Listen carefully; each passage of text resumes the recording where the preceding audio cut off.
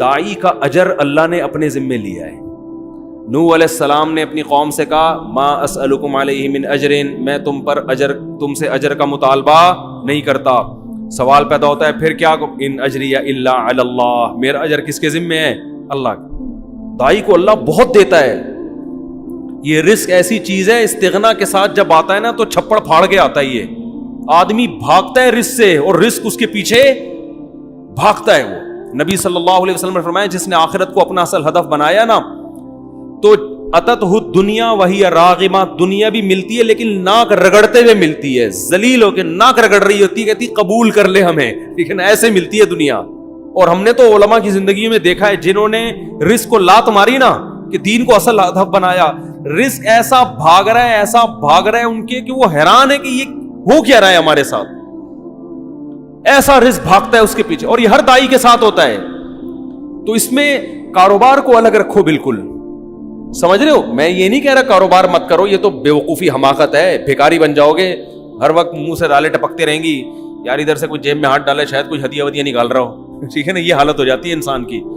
تو استغنا کے ساتھ نبی صلی اللہ علیہ وسلم نے فرمایا کہ ایماندار تاجر قیامت کے دن پیغمبروں کے ساتھ ہوگا. میں تو تاجروں کو ایسا موٹیویٹ کرتا ہوں، میں کہتا ہوں تمہاری آمدن کتنی ہو، کہتے ہیں 3 کروڑ. میں کہتا ہوں 3 کروڑ میں کیا ہے 3 کروڑ کی آمدن؟ میں تو ایسے موٹیویٹ کرتا ہوں. لوگ کہتے ہیں آپ مولوی ہو کیا میں کہہ رہے ہو؟ مولانا تو کہتے ہیں 3 کروڑ ہو بھائی کیا کر رہا ہے، سارا کیا پیسوں میں ہی لگایا رہے گا. میں کہتا ہوں 3 کروڑ کو 6 کروڑ بنا بھائی تو. وہ کہتے ہیں کس قسم کی باتیں کر رہا ہوں؟ میں کہتا ہوں بھائی مسلمان کے مضبوط ہونے سے اسلام مضبوط ہوگا. مسلمان کو تو صحابہ کرام جو مالدار تھے وہ آپ کا کیا خیال ہے چھوٹے موٹے مالدار تھے؟ جامع رشید نے ایک تحقیق کی ہے کہ صحابہ میں جو مالدار تھے ان کے اثاثے کتنے تھے؟ 5 ارب روپے اس زمانے کے حساب سے. ان کے پاس جو چاندیاں تھیں نا جن کی مالیت 5 ارب روپے کی بنتی ہے. حضرت عثمان جو 500 گھوڑے اللہ کی راہ میں دے رہے ہیں، گھوڑا لینڈ کروزر تھا اس زمانے میں، اس کا مطلب 500 گھوڑے تو اللہ کی راہ میں دیے، باقی تجارت تو ان کی چل رہی تھی ویسے ہی. اتنے مالدار لوگ، اس کا اسلام کو فائدہ ہوا کہ نہیں ہوا؟ تو اسلام تو تجارت سکھاتا ہے، اس لیے کہ تجارت میں پیسہ بہت ہے. اللہ نے پیسے کو اپنا فضل کہا ہے کہ جمعے کی نماز جب ہو جائے تو وابتغوا من فضل اللہ، پھر اللہ کے فضل کو تلاش کرو. جاؤ سمندر کو مسخر کیا لتبتغوا من فضلہ، تاکہ تم اللہ کے فضل کو تلاش کرو. سمندر میں روزی تلاش کرو، کنٹینر آئے تمہارے، ایکسپورٹ ہو امپورٹ ہو. یہ جو سمندر میں اللہ کہتا ہے نا کہ میں نے مال رکھا ہے، رزق رکھا ہے، اس سے مراد ہے بزنس.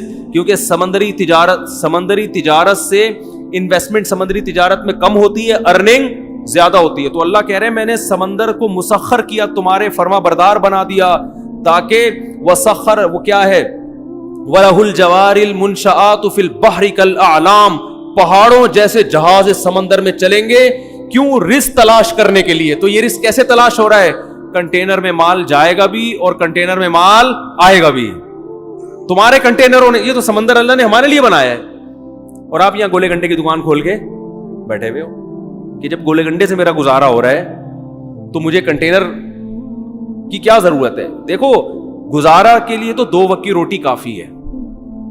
شکر ادا کرنے کے لیے تو یہ ہے کہ جس کو 2 وقت کی روٹی بھی مل رہی ہے، ناشکری اس کے لیے جائز نہیں ہے. جب بھی وہ ملے بولے بھائی اللہ کا دیا میرے پاس بہت کچھ ہے، لیکن کمائے قوم کے لیے، مذہب کے لیے، اسلام کے لیے، اللہ کے لیے، کہ اوپر والا ہاتھ نیچے والے ہاتھ سے بہتر ہوتا ہے. جب آپ کے پاس دولت آئے گی جائز طریقے سے، حلال طریقے سے آپ خرچ کرنے والے بنو گے، سر اٹھا کے جیو گے.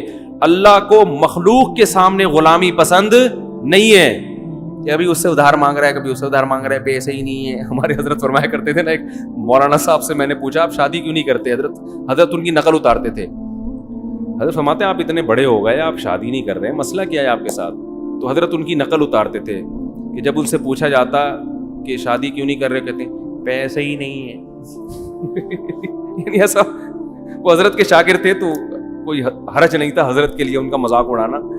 تو حضرت کو بڑا غصہ آیا کہ ایسا اسٹائل کیوں بنا رہے ہو، پیسے ہی نہیں ہے. یعنی یہ ناشکری والا اسٹائل ہے نا، یہ کیا کریں پیسے ہی نہیں ہے. تو حضرت کو بہت غصہ آتا تھا ان کے اوپر، نہیں یہ اسٹائل کیوں ہے؟ اسٹائل یہ ہونا چاہیے بھائی اللہ کا دیا بہت کچھ ہے. سوال جب اتنا کچھ ہے تو شادی کیوں نہیں کر رہے؟ بولے بھائی وہ اگلا مہر بہت زیادہ مانگ رہا ہے، آج کل لڑکیوں کے خرچے بہت ہیں, تو اللہ کا دیا تو بہت کچھ ہے, لیکن ان کمبختوں کی ہوس کو لگام کون دے؟ یوں کر لو, اللہ پہ نہیں, پیسے ہی نہیں ہے کا مطلب اللہ نے مجھے دیا ہی نہیں ہے.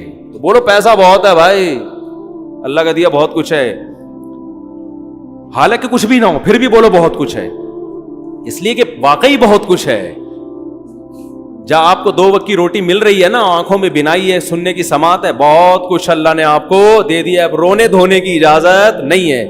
تو اب آپ کماؤ, زیادہ کماؤ, قوم کے لیے کماؤ. آپ مدرسوں میں خرچ کرو گے, بیوہ عورتوں پہ خرچ کرو گے, یتیموں کی, ایک یتیم کی کفالت, نبی نے کیا فرمایا کہ جس نے یتیم کی کفالت کی جنت میں میرے ساتھ ایسے ہوگا. ذهب اہل الدثور بالاجور, صحابہ نبی کے پاس آئے, یا رسول اللہ مالدار لوگ تو اجر میں بڑھ گئے, جتنی نمازیں ہم پڑھتے ہیں وہ بھی پڑھتے ہیں, لیکن صدقات و خیرات تو وہ ہم سے زیادہ کر رہے ہیں. اب غریب آدمی احساس کمتری میں جاتا ہے, تو وہ یہ سوچ کے شکر ادا کرے کہ اللہ نے آپ کو دولت نہ دے کے بہت سے فتنوں سے بچا لیا, کیونکہ دولت آنے کے بعد اجر میں آگے کم بڑھنے لوگ, نیکیوں میں کم بڑھتے ہیں, گناہوں میں بڑھنے والے زیادہ ہیں. تو اللہ نے آپ کو اس آزمائش سے بچا لیا, آپ کا حساب بھی ہلکا پھلکا, قیامت پہ اللہ پیسوں کا حساب مانگے گا, آپ بولو گے جیب نکال کے دو گے, اللہ میاں کو پیسے ہی نہیں ہے, کس چیز کا حساب لے رہے ہیں. اللہ صبح ایک انڈا بمشکل کھا لیا کرتے تھے, وہ بھی بیگم کی صلواتیں سن کے, تو وہ ویسے ہی گناہ اس کے غریب کے معاف ہو چکے ہوں گے. بیگم نے اتنی سنائی ہوگی, اس کا سر گنجا کر دیا ہوگا, کمبخت جب دھیلا نہیں ہے تو مجھ سے شادی کیوں کی تھی. تو وہ غریب تو ویسے ہی لپٹایا کہاں جائے گا جنت میں. تو مالدار کی آزمائش زیادہ ہے. تو جو آزمائش اللہ کی طرف سے ہو وہ تو ٹھیک ہے, اپنی حماقتوں سے جو آزمائش ہوتی ہے پھر وہ صحیح نہیں ہوتی. تو آپ اپنی حماقتوں سے اگر غریب بنے ہوئے ہو تو یہ اللہ کی طرف سے آزمائش نہیں ہے, بلکہ یہ کس کی طرف سے ہے؟ یہ آپ کی اپنی حماقت ہے. تو اپنے طرف سے تو کوشش کرنی چاہیے. خیر بات کو جلدی سے سمیٹ کے ختم کرتا ہوں. تو اللہ نے کیا فرمایا کہ تم اکیلے میں غور کرو, تمہارے ساتھی محمد صلی اللہ علیہ وسلم کے دل میں نہ تو لالچ ہے اور نہ ان کو جنون ہے, یہ ان کے برحق ہونے کی علامت ہے.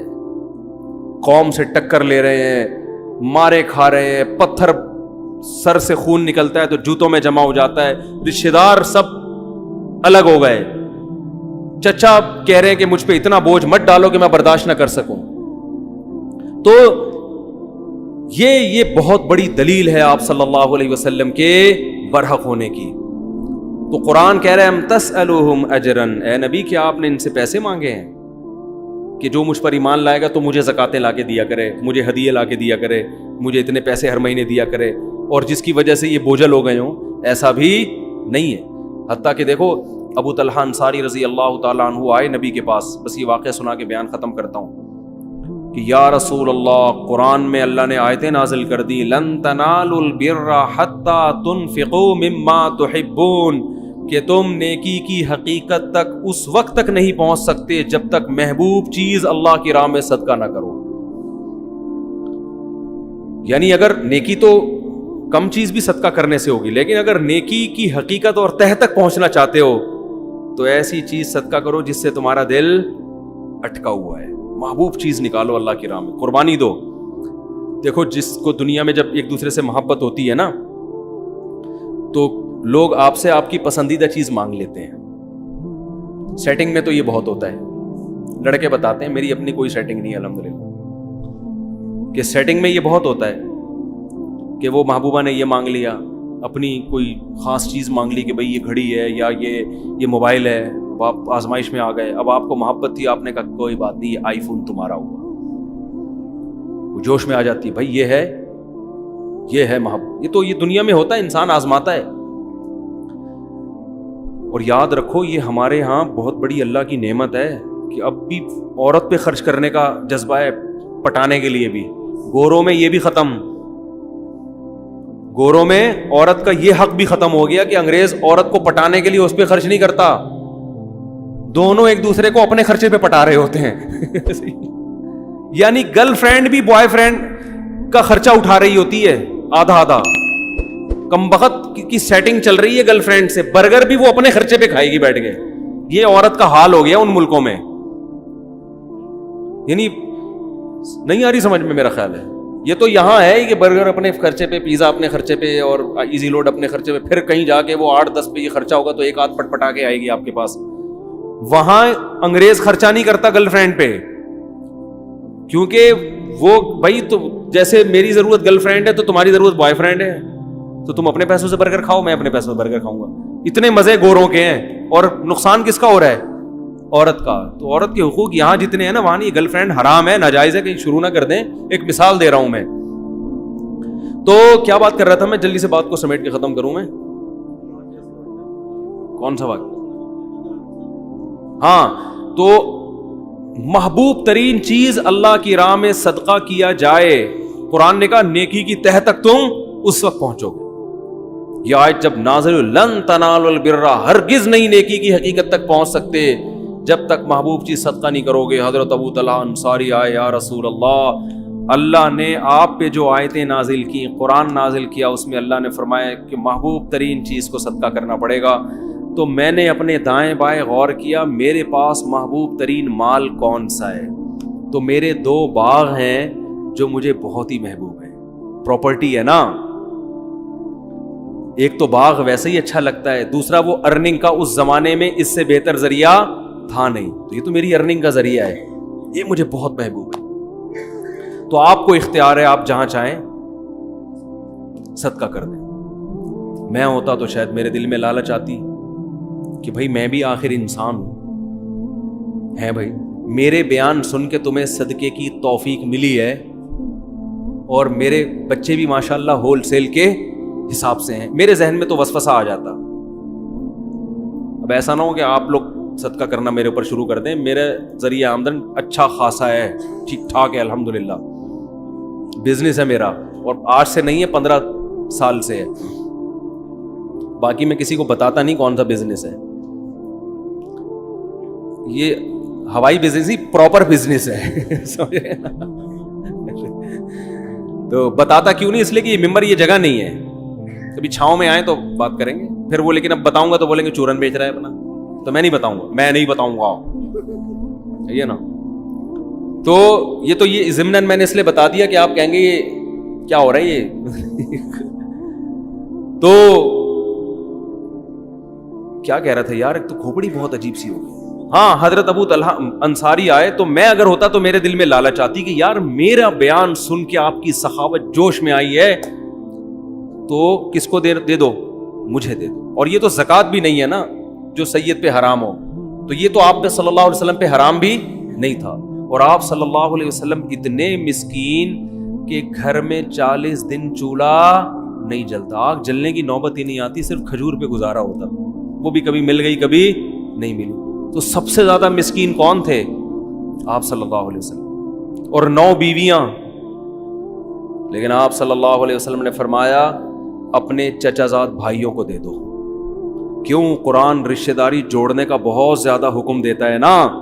تو آپ صلی اللہ علیہ وسلم کو معلوم تھا ان کے چچا زاد بھائیوں کی مالی حالت اچھی نہیں ہے, اور ان کے ریلیٹیو بھی ہیں, رشتہ دار بھی ہیں.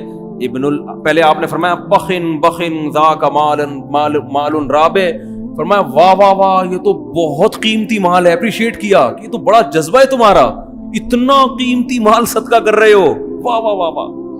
پھر فرمایا اپنے چچا زاد بھائیوں کو دے دو جا کے. کیوں؟ اس میں کیا ہوگا؟ صدقے کا ثواب بھی ملے گا اور رشتہ داری مضبوط ہوگی.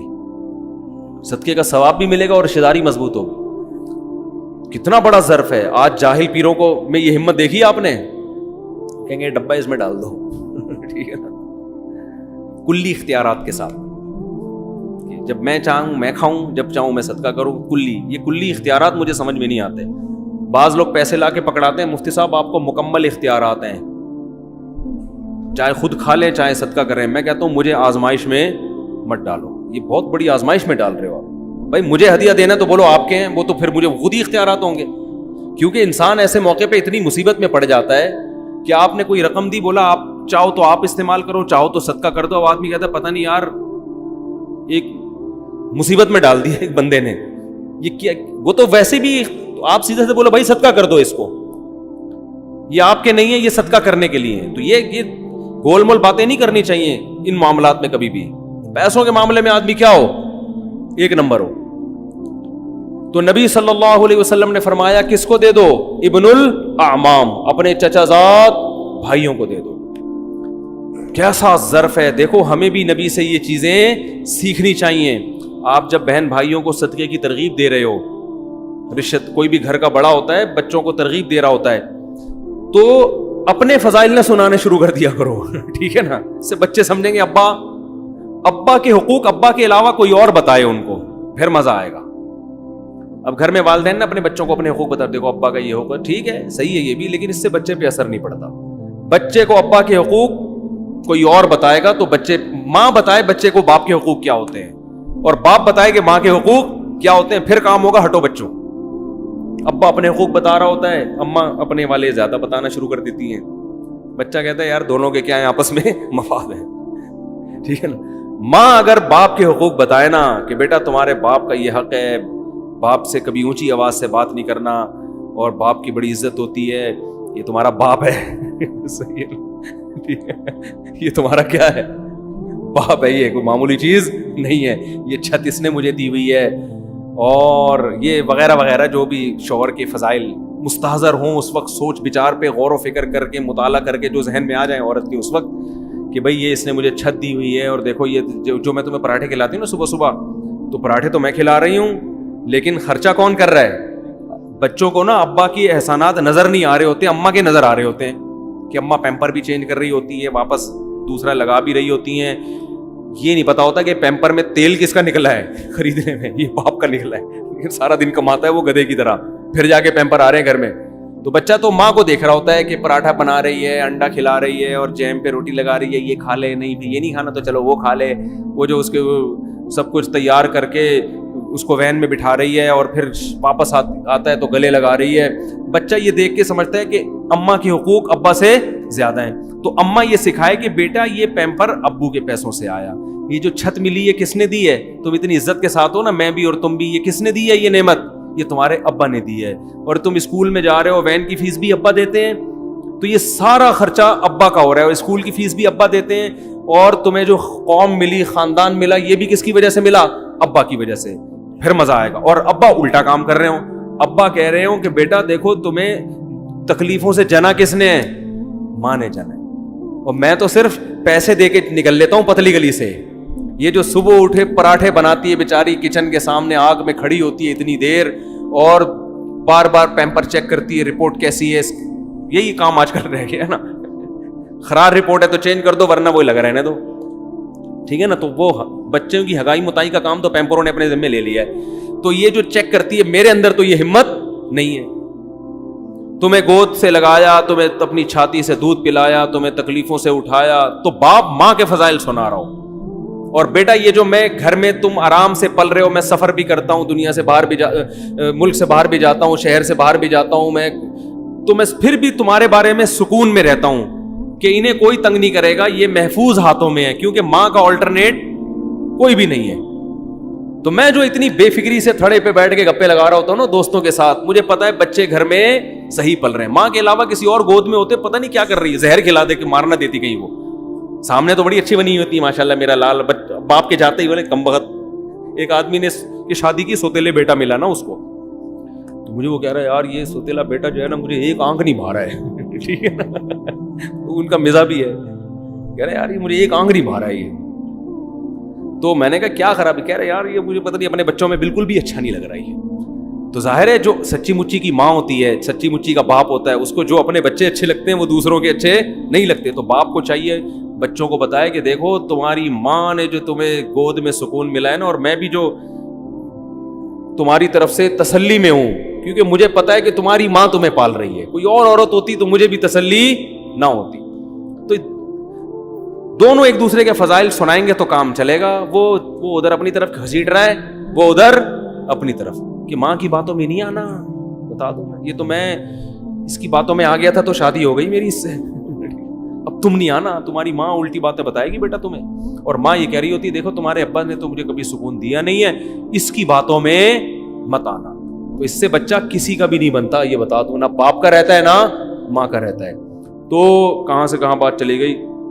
تو خلاصہ یہ نکلا اس پوری بحث کا کہ ہمارے نبی کی دعوت میں کیا تھا؟ اخلاص، اور یہ جب تک لوگوں کی جیب پہ لالچ ہوگی نا، نظر ہوگی، یہ چیز پیدا نہیں ہوگی. گھما پھرا کے لے آؤ گے کہیں نہ کہیں سے چورن چٹنی کی طرف، ٹھیک ہے نا. ایک دم مایوس کر دو لوگوں سے اپنے آپ، ایک دم کیا کر دو، مایوس، کہ بھائی کوئی کروڑ پتی بھی ہے تو میری بلا سے، میرے لیے نہیں ہے وہ، میں وہی ہے جو میری جیب میں ہے. میں نے ایک بیان کیا تھا، وہ بڑا اچھا کلپ چلا ہے، بہت میں نے خود بھی سنا تو بڑا اچھا لگا، مجھے مزہ آیا، کہ آپ کے سامنے لوگ اپنی دولت بتاتے ہوئے ڈرے نہیں، اپنے آپ کو ایسا بناؤ. کوئی آ کے آپ کو کہتا ہے نا میری کروڑوں روپے کی آمدن ہے، ڈرتا ہے، بتاتا نہیں ہے، اس کو پتا ہے قرضہ مانگے، کل اس کے پہ حالات آئیں گے، مجھے اسے فون کرے گا پیسے چاہیے. تو اپنے آپ کو ایسا بنا دو کہ لوگ آپ کے سامنے آ کے اپنے دل کی بات رکھیں کہ میری اصل ایکچوئل آمدن اتنی ہے، اور اس کو یہ امید ہو کہ میرے بتانے سے ان کی صحت پہ کوئی فرق نہیں پڑے گا. ایسا نہیں ہوگا کہ حالات آئے تو مجھے فون کریں گے. میں بہت نالائق ہوں، لیکن اللہ کا فضل ہے، بڑے بڑے تاجر مجھے اپنی آمدن بتاتے ہوئے جھجکتے نہیں ہیں. ان کو پتا ہے مولوی صاحب کبھی فون کر کے چندہ نہیں مانگے. ہاں کوئی بہت کسی سے قریبی تعلق ہو تو وہ تو انسان مانگ سکتا ہے اس سے، اور یہ اس کی علامت ہے کہ مانگتے ہوئے آپ کو اگر عزت ہے اور شرم نہیں آ رہی عزت بھی ہو بجے تو یہ بے تکلفی کی علامت ہے. جیسے دوست جاتے ہیں نا کہ یار ذرا نہاری کے پیسے تو دے یار، تو بے تکلفی تو ایک اس کا تو اصول ہی الگ ہے نا. کسی سے اتنی گہری دوستی ہو، بے تکلفی ہو، اس سے مانگنے میں تو کوئی حرج نہیں ہے، کیونکہ وہ بھی مانگ لے گا آپ سے، آپ بھی مانگ لو گے اس سے، یا ویسے ہی اس سے تعلق اتنا ہے اور آپ کو بھی پتا ہے منع بھی کر دے گا، تو وہ تو ریلیٹو اپنے خاص ہوتے ہیں، وہ انسان کو پتا چل جاتا ہے. لیکن نارمل ایسا نہیں ہونا چاہیے. کوئی بھی آ کے جتنی بھی آمدن ہے بھائی آپ کی بلا سے، اپنے آپ کو ایسا بناؤ اس سے رزق تھوڑا دیر سے ملے گا لیکن ملے گا چھپڑ پھاڑ کے. اور جو لالچ ہے نا، ادھر سے نکال لوں، ادھر سے لے لوں، ادھر سے لے لوں، اس سے فوری طور پہ تو کچھ مل جاتا ہے لیکن ہمیشہ کے لیے انسان محروم ہو جاتا ہے. لوگ سمجھ جاتے ہیں کہ یہ لالچی آدمی ہے، اس سے چھپاؤ، بھاگو، پھر قرضہ مانگو، فون نہیں اٹھاؤ اس کا. سمجھتے ہو گے نہیں سمجھتے؟ خدا کی قسم سر اٹھا کے عزت کے ساتھ جینے میں جو مزہ ہے نا، ایسا خاندانی مزہ ہے جو کباب پراٹھوں میں وہ مزہ نہیں ہے. ایک واقعہ سنا دوں تاکہ بیان کمپلیٹ ہو جائے. ہمارے حضرت ایک واقعہ بہت سنایا کرتے تھے، ہمیں بڑا اچھا لگتا تھا یہ واقعہ. پرانے وقتوں کی بات ہے، جب بادشاہی حکومت ہوا کرتی تھی، تو ہندوستان سے جو ہے نا کوئی شخص چلا گیا کسی عرب کنٹری میں. اس وقت سعودی عرب نہیں تھا، عرب ارض حجاز کہا جاتا تھا. عرب لوگ بڑے سخی ہوتے ہیں. تو یہ چلا گیا بے یار و مددگار، تو وہاں کسی شہزادے نے اس کا بڑا اکرام کیا کہ بھئی ہندوستان سے آیا ہے، مسافر ہے، تو بڑا اکرام کیا اس کا. اس کو بڑی خوشی ہوئی، یار ایک عرب شہزادہ میرا اکرام کر رہا ہے. تو اس نے کہا کہ کبھی ہندوستان آؤ اور تمہیں کچھ ضرورت ہو تو میرے گھر پہ آنا. شہزادے نے کہا مجھے کیا ضرورت، میں شہزادہ آدمی، میں تو فقیر غریب آدمی ہے، تو میں نے تیری مدد کر لی، ویسے ہی مجھے کوئی تجھ سے مدد نہیں. وہ فقیر تھا بیچارہ، غریب تھا نا. تو پھر بھی اس فقیر نے کہہ دیا کہ یار حالات کا کچھ پتہ نہیں ہوتا، کبھی آنا ہو تو یہ میرے ایڈریس سے آ جانا. تم شہزادے ہو لیکن جو ہے کبھی کبھی ضرورت پڑ جائے. اللہ کی قدرت کی بغاوت ہوئی، اس حکومت کا خاتمہ، اور ظاہر ہے پھر تو شہزادے قتل ہوتے ہیں. تو یہ بھاگا، اب وہ عرب کی زمین چھوڑ کے بھاگا. تو اس کو خیال آیا کہ میرا ایک ہندوستان میں دوست تھا، تو اس نے یہ مجھے ایڈریس دیا تھا. اچھا، اس شہزادے نے اس کو کہا تھا کہ ہم شہزادے لوگ ہیں، ہم کسی کے سامنے ہاتھ نہیں پھیلاتے، ہمارا اسٹائل ہی یہی ہے. شہزادے، ہم شہزادے لوگ ہیں، ہاتھ نہیں پھیلاتے ہم کسی کے سامنے، چاہے کتنی ضرورت ہو. اب اس کو پڑ گئی ضرورت. اس نے کہا یار وہ اس نے بڑے واسطے دیے تھے کہ میرے پاس ضرور آنا، بڑی خوشی ہوگی، تو چلو یار چلتے ہیں. یہ سمجھا بے تکلف دوست ہے. جب اس کے در پہ گیا، پہلے تو اس نے پہچاننے سے انکار کر دیا. اس نے بتایا میں وہ شہزادہ ہوں. ہو ویلکم، آئیے آئیے بیٹھیے. آئیے، کیسے آنا ہوا؟ یار حالات نے تختہ پلٹا اور مجھے ضرورت پڑ گئی، آج میں تمہارے در پہ آ گیا. تو اس ہندوستانی نے فارسی کا ایک شعر پڑھا. اس شعر کا مفہوم یہ ہے کہ حاجت اور ضرورت بڑے بڑے شیروں کو پتہ نہیں گیدڑ بنا دیتی ہے یا لومڑی بنا دیتی ہے. بڑے بڑے شیروں کو کیا کر دیتی ہے؟ گیدڑ یا فقیر بنا دیتی ہے. کچھ ایسا اس نے شعر پڑھا جس میں توہین کا تھوڑا سا عنصر تھا کہ دیکھو تو اتنا بڑا شہزادہ تھا، لیکن ضرورت جب پڑتی ہے نا، بھوک لگتی ہے، تو بڑے بڑے شہزادے بھی کیا بن جاتے ہیں؟ فقیر. یہ بڑا نالائق تھا. اس نے یہ ایسے موقع پہ کہنے کا تھا نہیں شعر. یہ تھا تو خون میں تو شہزادہ تھا نا، بلڈ تو وہی تھا. اس نے کہا کہ شیر ہمیشہ شیر رہتا ہے، کیسی ہی حاجت ہو شیر کبھی گیدڑ اور لومڑی نہیں بنتا، اور شیر ایسی حاجتوں پہ 100 جوتے مارتا ہے جو حاجت اس کو فقیر بنا دے، اور کہا میں تجھ سے ایک دھیلا نہیں لوں گا، بھوکا مر جاؤں گا۔ اب وہ ہندوستانی، ارے بھائی میں نے ویسے ہی کہہ دیا تھا بھائی معاف کر دے، اس نے کہا نہیں، میں خدا کی قسم بھوکا مر جاؤں گا تجھے یہ بتانے کے لیے کہ شیر ہمیشہ شیر رہتا ہے، وہ 100 حاجتوں پہ، وہ ایک حاجت پہ 100 جوتے مارتا ہے، ٹھیک ہے نا، لیکن وہ کسی کے در کا بھیکاری نہیں بنتا۔ تو ہمارے حضرت یہ شعر پڑھتے تھے، فارسی کا شعر ہے تو نہ ہماری سمجھ میں آتا تھا نہ آپ کی آئے گا، تو اردو میں مفہوم سمجھ میں آتا تھا کہ ہم 100 جوتے مارتے ہیں۔ تو حضرت فرماتے تھے کہ وہ شہزادہ فقیر تو بن گیا مگر اسٹائل کون سا تھا؟ شہزادوں والا۔ تو یہ شہزادہ بننا ہر ایک کے اختیار میں ہے۔ بات آ رہی ہے سمجھ میں؟ ایک شہزادہ وہ ہوتا ہے جو حکومت ملتی ہے اور بڑا پیسہ مل جاتا ہے، یہ ہر ایک کے اختیار میں نہیں ہے، کوشش ہے بنتا نہیں ہے، لیکن یہ شہزادگی جو ہے نا کہ اسٹائل کیسا ہو، شہزادوں والا، سر اٹھا کے جیتا ہو، یہ رکشے والے بھی کر سکتے ہیں، ٹماٹر والے بھی کر سکتے ہیں۔ بھائی ہم حاجتوں پہ 100 کوڑے لگاتے ہیں، کسی کے سامنے زبان ٹیڑھی، ایسے رہو۔ دیکھو یہ ہمارے جو بڑے بڑے حکومتی اہلکار ہیں نا، ارب پتی ہیں کہ نہیں ہیں، پھر بھی بہت سے ان میں بھیکاری ہے یا نہیں ہے؟ کیا عزت ہے یار ان کی، وہ ادھر سے 5 ارب کھا گیا، ادھر سے اتنے روپے کھا گیا، ادھر سے اتنے کھا گیا، ادھر اتنے کیس چل رہے ہیں، عدالت میں جا رہا ہے، کبھی بھاگ رہا ہے وہاں سے، کبھی اندر ہو رہا ہے، کبھی باہر آ رہا ہے، لوگ صبح و شام لعنت، اتنا پیسہ ہو کے بھی صبح و شام لعنتیں پڑ رہی ہیں۔ اسٹیل مل کھا گیا، ایک PIA کھا گیا، ایک یہ کھا گیا، ایک ریلوے کو کھا گیا۔ کیا عزت ہے ان لوگوں کی، بھیکاری ہے یہ۔ اس سے وہ موچی اچھا ہے جو جوتے گانٹھ رہے لوگوں کے اور کسی کے سامنے ہاتھ نہیں پھیلا۔ اللہ کی نظر میں یہ شہزادہ ہے۔ تو یاد رکھو کسی کے سامنے ہاتھ پھیلانا یہ معمولی بات نہیں ہے، یہ اپنی عزت کا جنازہ نکالنا ہے۔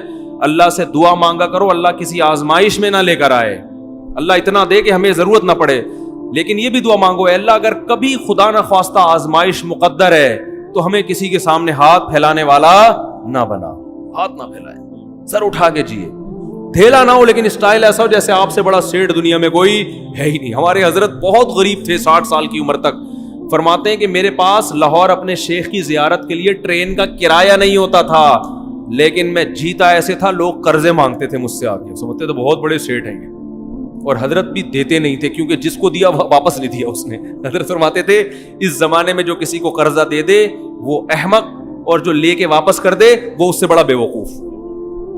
جو قرضہ دے دے وہ بھی بے وقوف، اور جو لے کے واپس کر دے وہ اس سے بڑا بے وقوف۔ اب اس کا ایک مطلب ہے، لوگ کہتے ہیں یہ قرضہ دینا تو واجب ہے، اس کو ڈبل بے وقوف کیوں کہہ دیا؟ ڈبل بے وقوف اس لیے کیا کہ اس کو پتا تھا میں نہیں دیتا تو کیا بگاڑ لیتا، پھر بھی دے دیا، بے وقوف ہے یا نہیں ہے؟